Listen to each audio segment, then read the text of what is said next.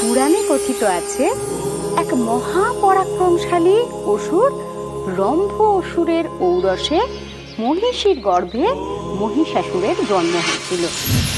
মহিষ ও অসুরের সংমিশ্রণজাত এই শিশু জন্মলগ্ন থেকেই হয় কিছু আশ্চর্য ক্ষমতার অধিকারী। সৃষ্টিকর্তা প্রজাপতি ব্রহ্মাকে প্রসন্ন করার হেতু সে আরম্ভ করে এক ভীষণ তপস্যা। যে ধ্যান মন্ত্র প্রতিধ্বনিত হতে থাকে 10 দিকে। ভীষণ শব্দ নিনাদে সমুদ্রে জাগে মহাপ্লাবন। চূর্ণ বিচূর্ণ হয়ে যায় পর্বত শ্রেণী। বজ্রপাতে ঝলসে ওঠে রক্তিম দিগন্ত। সহস্র বৎসরের অবিরাম সাধনায় মহিষাসুরের দেহ হতে জন্ম নেয় এক শক্তিপুঞ্জ। প্রচণ্ড সেই শক্তিতে ইন্দ্রলোকের দেবরাজ ইন্দ্রের সিংহাসন হয়ে ওঠে কম্পিত।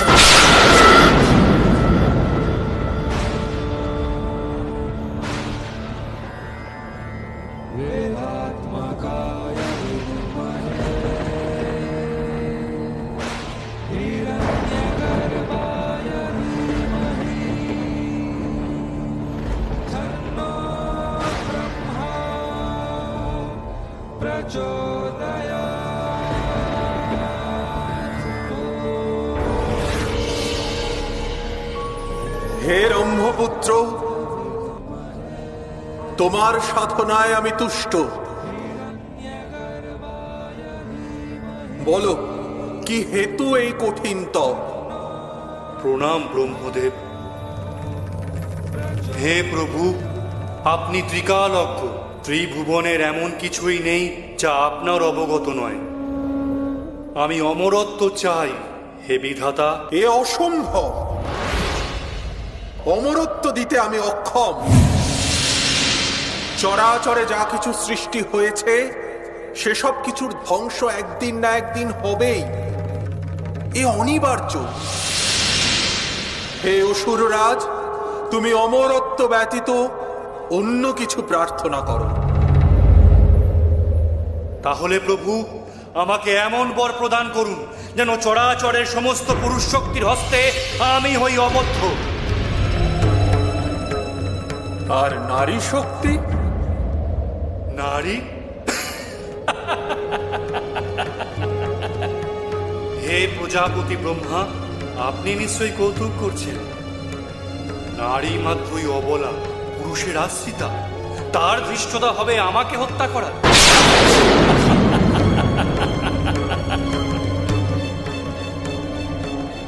তথাস্তু। আজ হতে তুমি সমস্ত পুরুষ শক্তির হস্তে অবদ্ধ হবে। তবে মনে রেখো মহিষাসুর, কোনো না কোনো এক সময় নারী হস্তেই তোমার বধ হবে।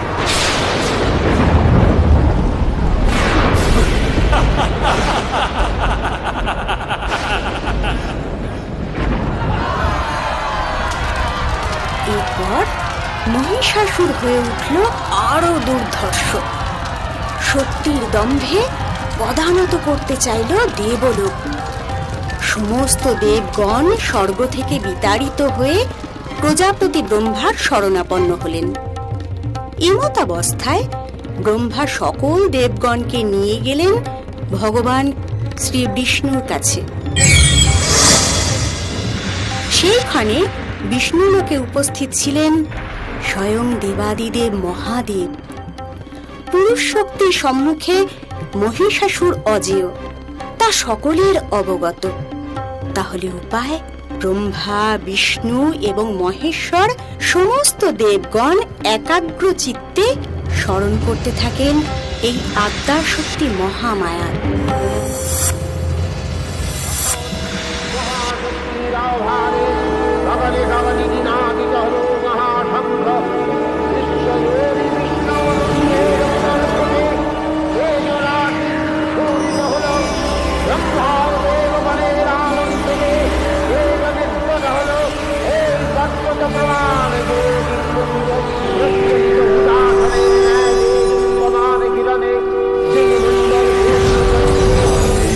सर्वभूतेषु शक्तिरूपेण नमस्तस्यै नमो नमः या देवी सर्वभूतेषु कान्तिरूपेण संस्थिता नमस्तस्यै नमस्तस्यै नमस्तस्यै नमो नमः या देवी सर्वभूतेषु मातृरूपेण संस्थिता नमस्तस्यै नमस्तस्यै नमस्तस्यै नमो नमः।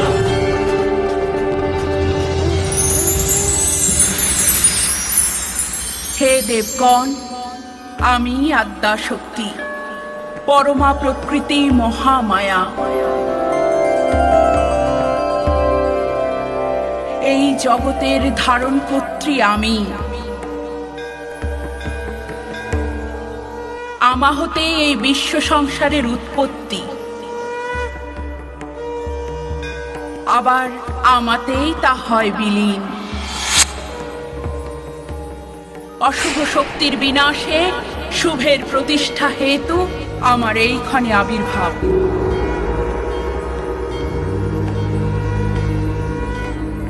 হে দেবগণ, আপনারা নির্ভয় হন। দুরাচারী মহিষাসুরের মৃত্যু হবে আমার পদমূলে, তার নিধন হবে আমারই হস্তে।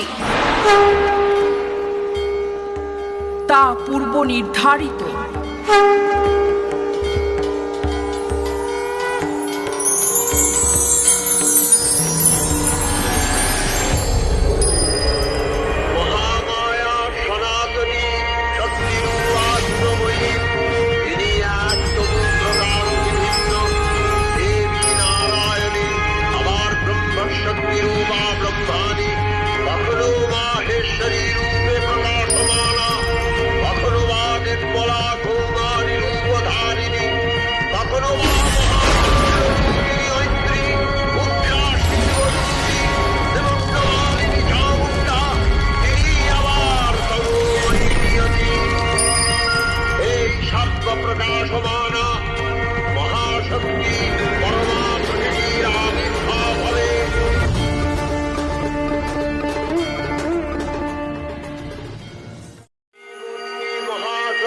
দেবগণের অংশ সম্ভূতা, দেবগণের সমষ্টিভূত তেজপিণ্ড, এক বরবর্ণিনী শক্তি স্বরূপিণী দেবী মূর্তি ধারণ করলেন।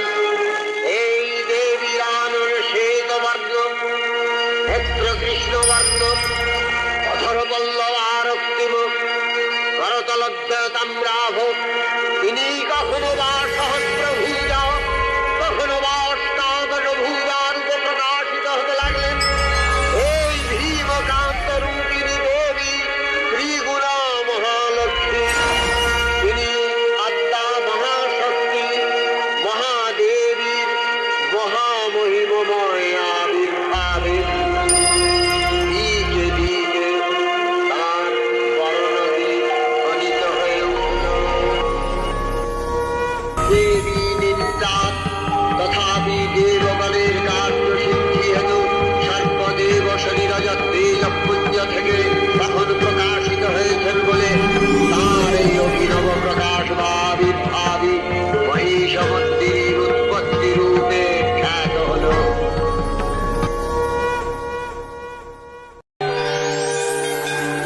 শূলপাণি দেন তার আপন ত্রিশূল, বরুণ দিলেন শঙ্খ চক্র বিষ্ণু, অগ্নি দিলেন শক্তি পবন ধনুর্বাণ, ইন্দ্র দেন ঘণ্টা আর বজ্র সুমহান, কালদণ্ড দেন যম জলদেব পাশ, এইবার হইবেই মহিষাসুরনাশ। ব্রহ্মা দেন কমণ্ডলু রুদ্রাক্ষমালা, রোমকূপে দিবাকর তেজ হল ঢালা, বিশ্বকর্মা পক্ষ থেকে কবচ তুষার, ক্ষীর সমুদ্র দিল বস্ত্র আর মুক্তাহার, পিতা হিমালয় দেন সিংহ বাহন, সমুদ্র হতে হল কমল গ্রহণ, সুসজ্জিতা হয়ে দেবী দিলেন হুঙ্কার, কে তুই মহিষাসুর দেখিত এবার।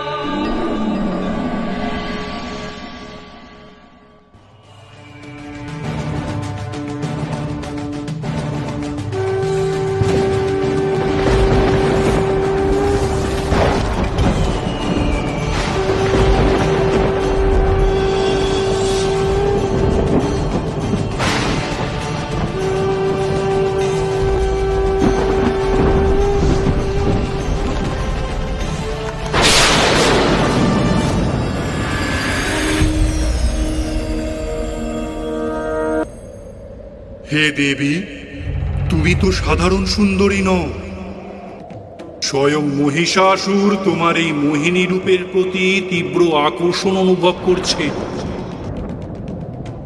নিকটে এসো, আরো নিকটে, তোমাকে ভালো করে নিরীক্ষণ করি। ওরে মূর্খ, দুর্মতি, এই বিশ্ব ব্রহ্মাণ্ডের ধারণ কর্ত্রী আমি। তুই নিজের সেই ধাত্রীরূপী মাতাকে কামনা করিস। আমার প্রতি এই আকর্ষণ ক্ষণকালের মধ্যে আতঙ্কে না রূপান্তরিত হয়। কি বললে দেবী? আতঙ্ক? আমার স্বর্গ মর্ত পাতালের একচ্ছত্র অধিপতি অসুরাজ মহিষাসুরে?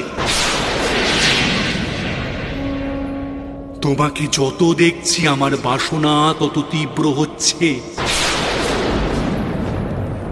আর দেরি কেন? আমার অঙ্কশায়িনী হও, তোমাকে রাজ ঐশ্বর্য দেব, জগতের সমস্ত সুখ তোমার পায়ের কাছে এনে দেব। সোনার পালঙ্কে তুমি শুধু আমার বক্ষবিলাসিনী হবে। আর বিলম্ব করো না। একে বিনাশকালে বুদ্ধিনাশ, নাকি প্রাণত্যাগের পূর্বক্ষণে আতঙ্কের প্রলাপ? ওরে দুরাচারী, তোর অন্তিম ক্ষণ আসন্ন। যে মোহিনী রূপের সঙ্গলাভের এত কামনা তোর, সেই রূপের তেজেই তুই ভস্ম হয়ে যাবি। অদৃশ্য হয়ে যাবে তোর শৌর্য, বীর্য, দম্ভ। ওহে অবলা নারী, অন্তঃপুরবাসিনী, তোমার মিথ্যা আস্ফালন যথার্থই আমার মনোরঞ্জন করছে। শেষবারের মতো বলছি, বলো কিসের বিনিময়ে তুমি আমার প্রণয়ী হবে? বলো কিসের বিনিময়ে? নারী শক্তির প্রতি এত তাচ্ছিল্য? যা নিয়ে তোর এত দম্ভ, সেই রণাঙ্গনেই তোর মৃত্যু অনিবার্য। তোকে আমি সম্মুখ সমরে আহ্বান জানাচ্ছি।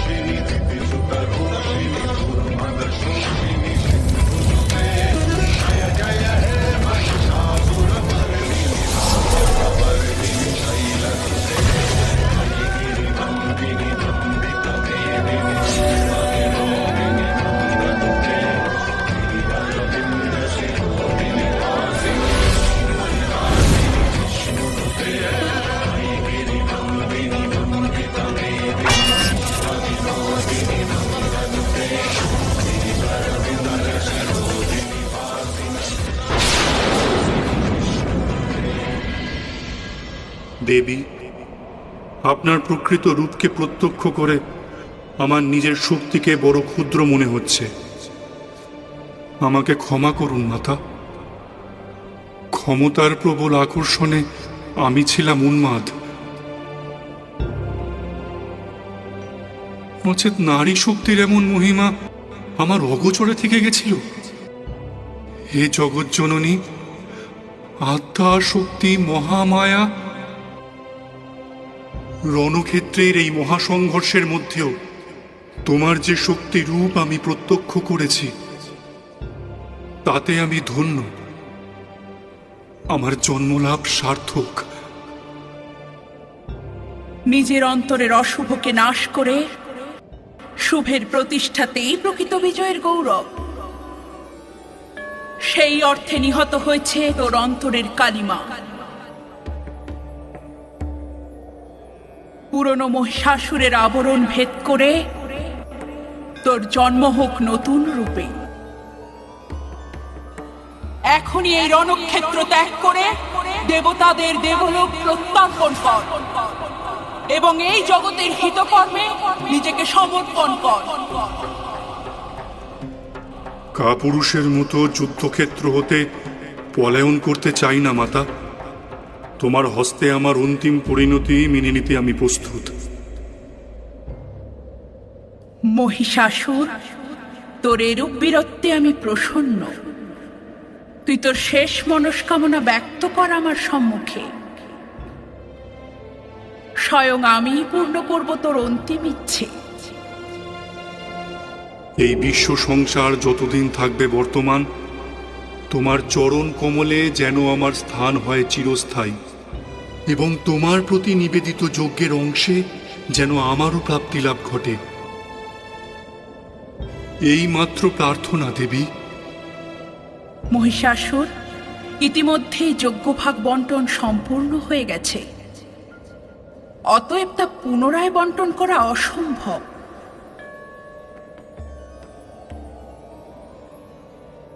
কিন্তু তোকে আমি এই আশীর্বাদ করছি যে মর্তলোকে আমার পূজার একটি অংশ তোর উদ্দেশ্যে নিবেদিত হবে যুগে যুগে, এবং আমার এই রূপ মহিষাসুর মর্দিনী রূপে পূজিত হবে এই জগৎ সংসারে।